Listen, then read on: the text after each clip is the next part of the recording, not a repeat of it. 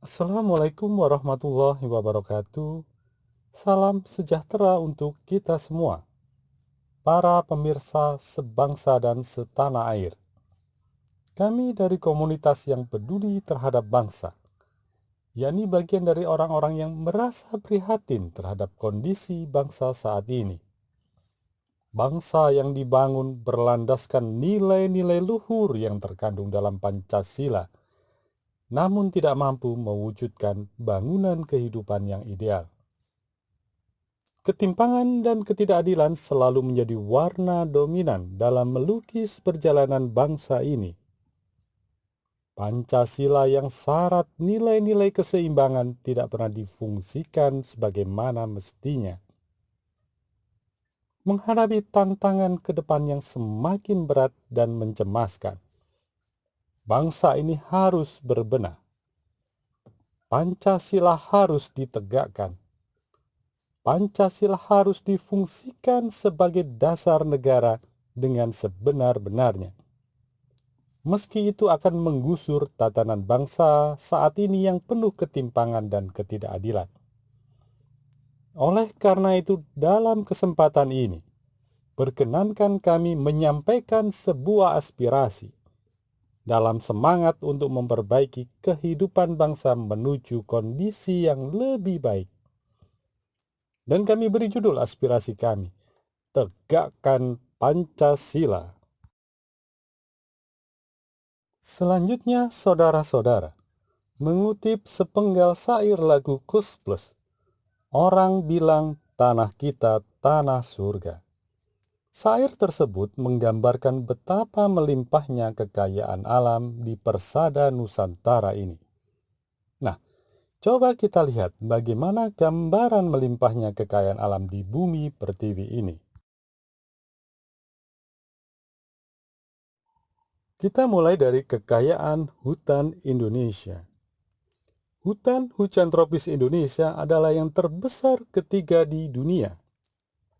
99 juta hektar hutan kita membentang dari timur hingga ke barat di bumi Nusantara ini. Hutan hujan tropis adalah bagian dari keseimbangan dunia, karena hutan hujan tropis adalah penghasil oksigen dan penyerap karbon dioksida yang terbesar. Ini berarti Indonesia termasuk dalam bagian dari paru-paru dunia. Selain itu, hutan hujan tropis juga penghasil kayu-kayu terbesar dan berkualitas. Hutan hujan tropis juga mampu menyediakan cadangan air bersih yang cukup besar dan berbagai manfaat lain dari hutan hujan tropis. Kemudian kekayaan bahan tambang di Indonesia. Rata-rata produksi bahan tambang di negara kita masuk dalam 10 terbesar di dunia. Indonesia adalah penghasil timah terbesar di dunia. Indonesia adalah penghasil tembaga kedua terbesar di dunia, penghasil nikel ketiga di dunia, dan penghasil emas urutan keenam di dunia. Cadangan gas alam Indonesia sebanyak 2,8 triliun meter kubik menjadikan Indonesia pengekspor gas alam 10 besar di dunia. Kemudian Indonesia juga penghasil batu bara peringkat kelima, tapi menjadi pengekspor terbesar di dunia.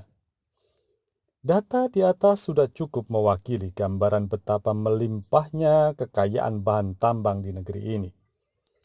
Meski masih banyak lagi hasil-hasil tambang lainnya yang tidak bisa saya sebut satu persatu di sini.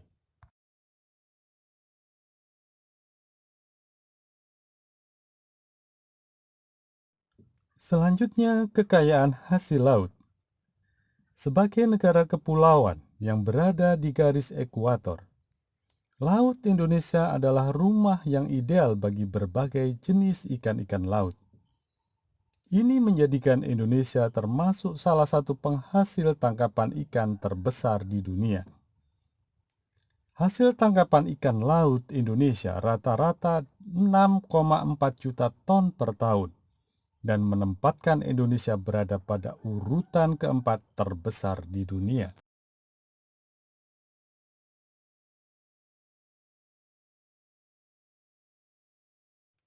Kekayaan alam lainnya adalah potensi pertanian dan perkebunan. Posisi Indonesia sebagai negara kepulauan yang dilewati garis khatulistiwa dan dihiasi ratusan gunung berapi, menjadikan sebagian besar tanah-tanah di bumi pertiwi ini cukup subur, dengan intensitas penyinaran matahari yang cukup optimal dan curah hujan yang cukup tinggi setiap tahunnya. Kondisi tersebut menjadikan Indonesia dikenal sebagai negara agraris. Dari komoditi perkebunan, ekspor sawit Indonesia adalah yang terbesar di dunia. Sementara ekspor karet kita adalah yang nomor 2 terbesar di dunia.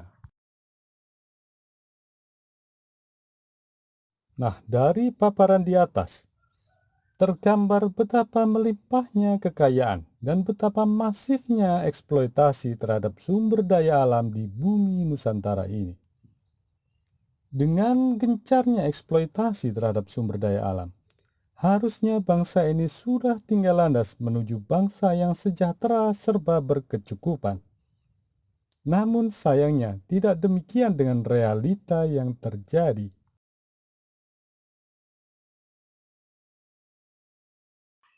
Berikut realita-realita ironis yang dialami bangsa ini. Negara yang terkenal sebagai negara agraris, dengan lahan yang sangat subur, tapi faktanya masih banyak bahan-bahan yang diimpor.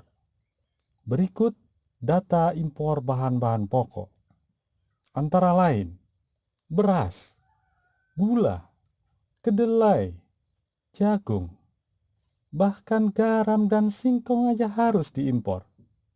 Coba kita pikir, mengapa ini bisa terjadi? Pasti ada kesalahan yang mendasar dalam pengelolaan bangsa ini. Ini menunjukkan bahwa pemerintah kurang berpihak kepada para petani kita. Realita ironis yang lain, sebagai negara yang kaya sumber daya alam, tapi mengapa hutang pemerintah dari tahun ke tahun semakin membesar? Apa yang membuat salah dengan sistem penganggaran di negeri ini? Sebagai informasi, data yang kami peroleh sampai akhir Juli 2021, hutang pemerintah sebesar 6.570 triliun dengan rasio terhadap PDB 40,51%. Kemudian realita yang cukup memprihatinkan. Dengan sumber daya alam yang melimpah, tapi mengapa jumlah penduduk miskin masih banyak? Angka kemiskinan menurut data BPS per September 2020 sebesar 27,55 juta jiwa atau 10,19%.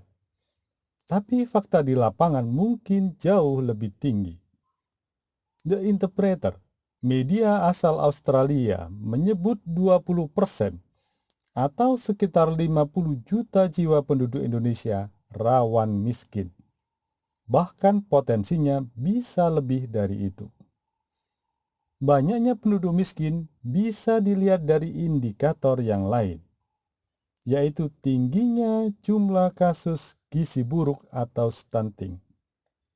Jumlah kasus stunting di Indonesia sebesar 27,67%, memposisikan Indonesia berada pada urutan keempat di dunia dan nomor 2 di Asia.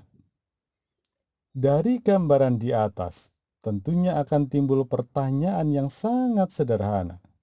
Kemana larinya sebagian besar duit-duit hasil menguras kekayaan alam di bumi Nusantara ini?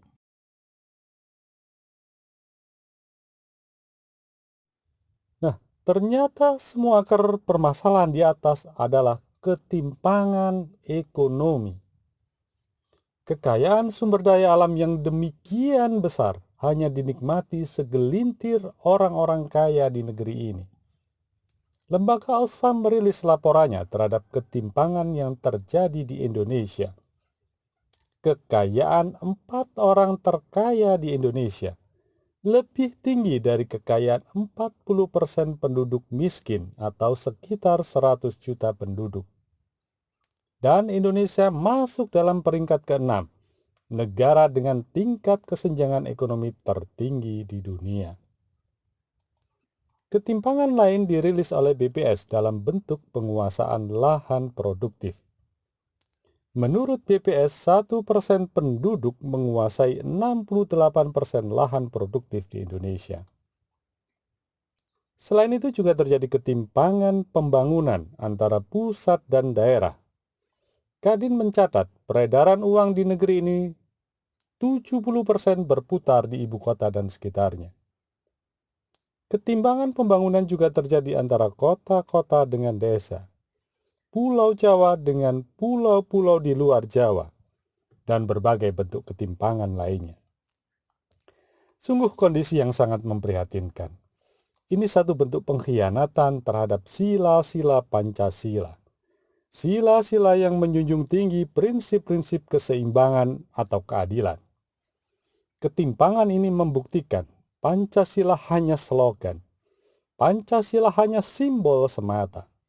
Pancasila tidak pernah tegak menjadi fondasi di bumi pertiwi ini.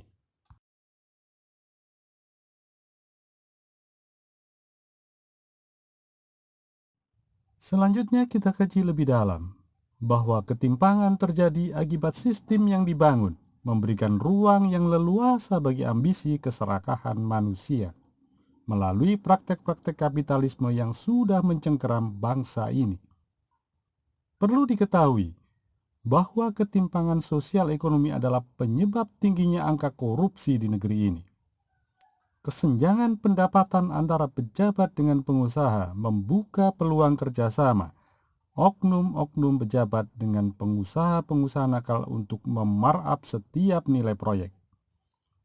Target pengusaha adalah mendapatkan proyek dari pemerintah, dan target pejabat adalah mendapatkan bagian keuntungan dari proyek tersebut. Selain itu, gambaran kehidupan mewah para elit di negeri ini menimbulkan rasa iri sebagian manusia yang hidup dalam batas ekonomi yang pas-pasan. Banyak yang tergiur mengambil jalan pintas dengan jalan melakukan penguasaan harta orang lain melalui tindak-tindak kriminal, mulai dari penipuan, pencurian, perampasan, sampai pembunuhan. Dampak lain dari tingginya realita ketimpangan adalah potensi kerusuhan dan perpecahan. Masyarakat saat ini mudah sekali diprovokasi untuk melakukan kerusuhan yang mengarah pada anarkisme sampai penghilangan nyawa orang lain, dengan dalih memperjuangkan keadilan hukum, keadilan ekonomi, kesetaraan pembangunan, dan lain sebagainya. Tingginya ketimpangan ekonomi juga menggambarkan bahwa masih semaraknya praktik-praktik penindasan di negeri ini yang tidak sesuai dengan pokok pikiran yang tertuang dalam pembukaan Undang-Undang Dasar 45.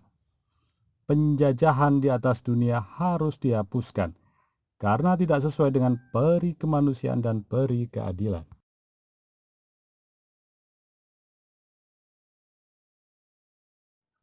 Semua kenyataan di atas menunjukkan bahwa ada kesalahan fatal dalam pengelolaan negara selama ini. Pengelolaan yang tidak dilandasi oleh nilai-nilai Pancasila yang menjunjung tinggi prinsip-prinsip keseimbangan dan keadilan. Pengelolaan negara yang lebih didasari oleh praktik-praktik kapitalisme.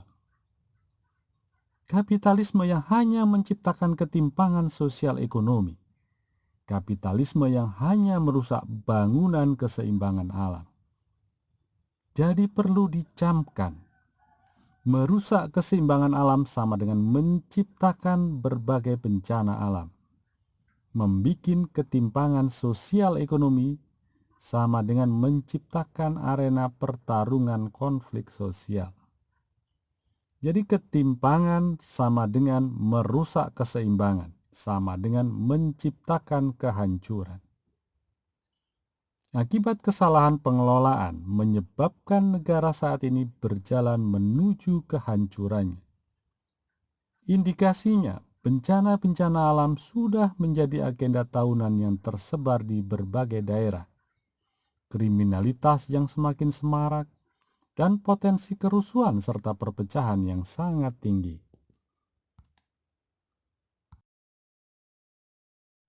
Jadi kesalahan dalam pengelolaan negara selama ini akibat dari satu, Pancasila tidak dipahami dan difungsikan sebagaimana nilai-nilai yang dikandungnya. Kedua, sistem tata negara yang dijalankan tidak sesuai dengan Pancasila karena memberi ruang leluasa bagi keserakahan melalui praktik-praktik kapitalisme. Kesaktian Pancasila yang digembar-gemborkan bahkan dijadikan peringatan setiap tanggal 1 Oktober sebagai Hari Kesaktian Pancasila nampaknya perlu dievaluasi. Mengapa? Istilah Pancasila Sakti atau kesaktian Pancasila tercetus akibat kegagalan peristiwa G30 SPKI. Pancasila memang selamat dari mulut buaya komunisme, tapi Pancasila masuk dalam cengkraman harimau kapitalisme. Jadi di mana letak kesaktiannya? Fakta-fakta di atas menunjukkan bahwa kesaktian Pancasila belum teruji. Pancasila hanya dijadikan sekedar slogan atau simbol, bukan sebagai dasar negara.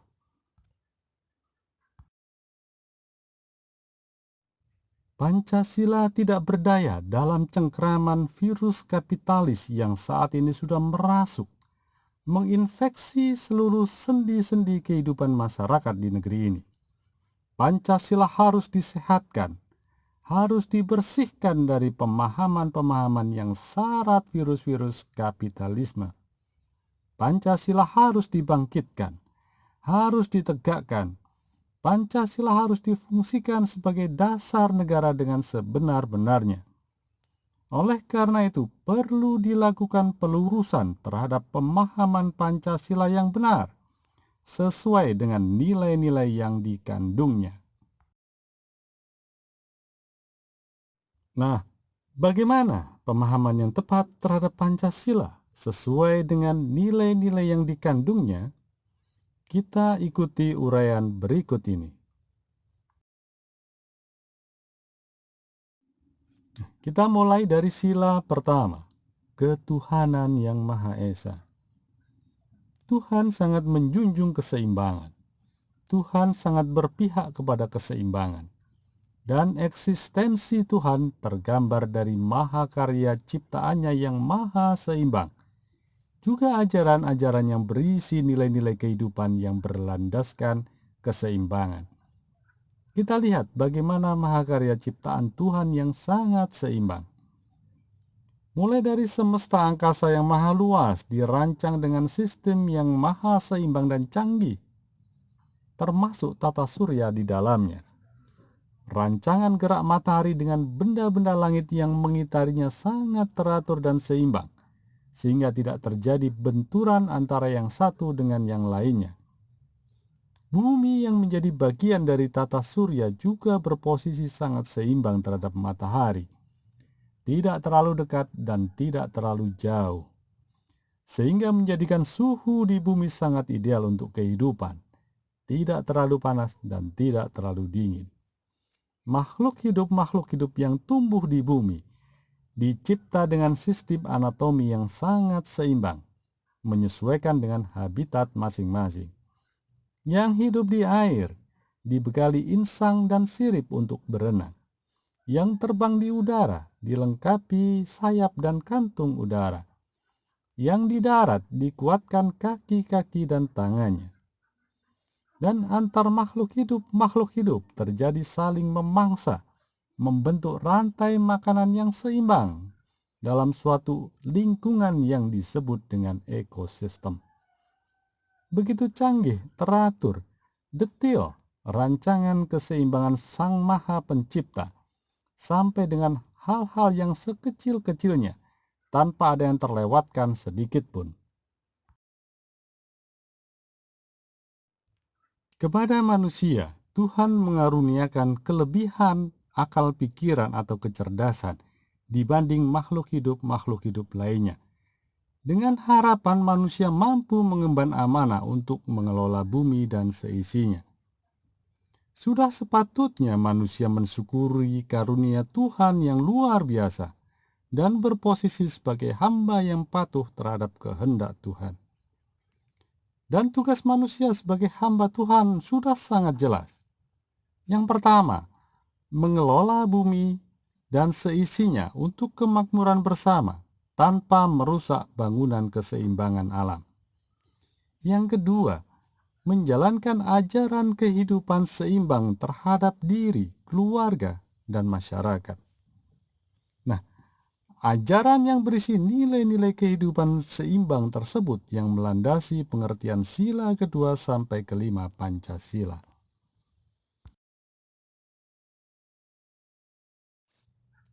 Selanjutnya sila kedua, kemanusiaan yang adil dan beradab. Jika sila kedua benar-benar diimplementasikan dalam kehidupan berbangsa dan bernegara, seharusnya tidak akan terjadi ketimpangan sosial ekonomi yang cukup dalam. Tidak akan terjadi perlakuan hukum yang tidak adil. Tidak akan terjadi kerusakan alam yang sangat masif. Dan tidak akan terjadi berbagai ketimpangan atau kerusakan keseimbangan yang lain. Jadi bagaimana pemahaman sila kedua Pancasila yang benar? Tuhan mengajarkan nilai-nilai kehidupan yang berlandaskan keseimbangan, yakni nilai-nilai kebaikan yang universal.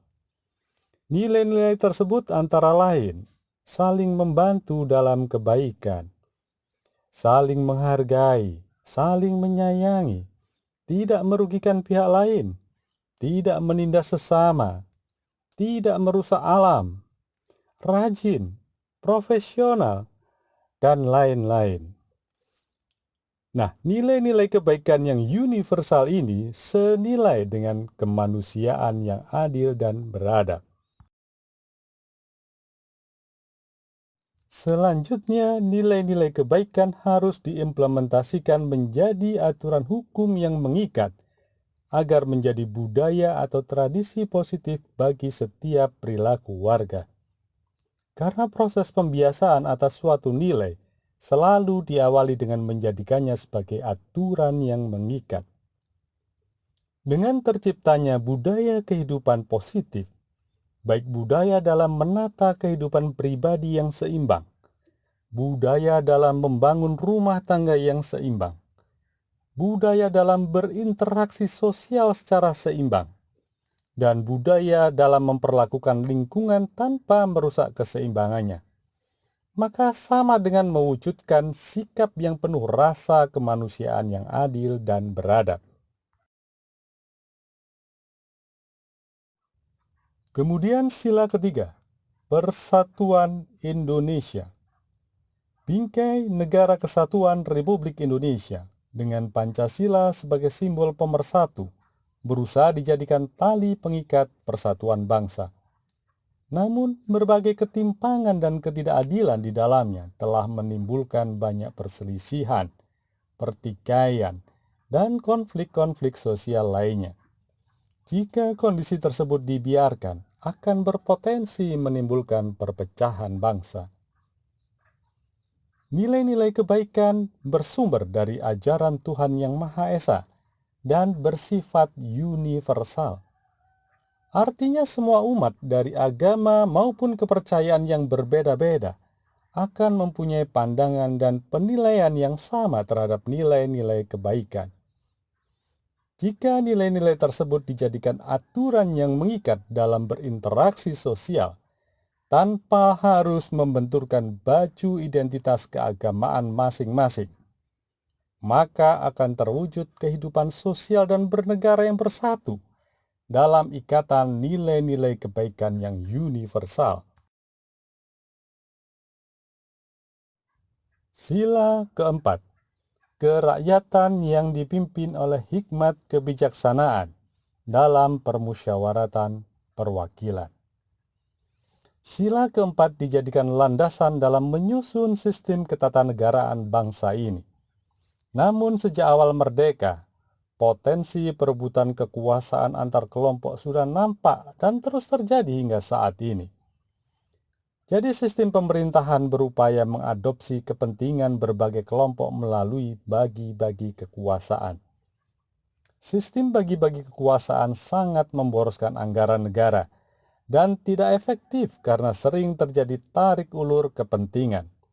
Sehingga setiap keputusan harus berupaya mengadopsi semua kepentingan, meski harus mengorbankan kepentingan yang lebih utama dan lebih penting. Jadi semestinya, kehidupan masyarakat harus diatur dan dikendalikan oleh nilai-nilai kebaikan yang universal dan dibingkai dalam sistem ketatanegaraan yang berlandaskan prinsip-prinsip keseimbangan, yakni sistem ketatanegaraan yang adil dan profesional atau efektif dan efisien.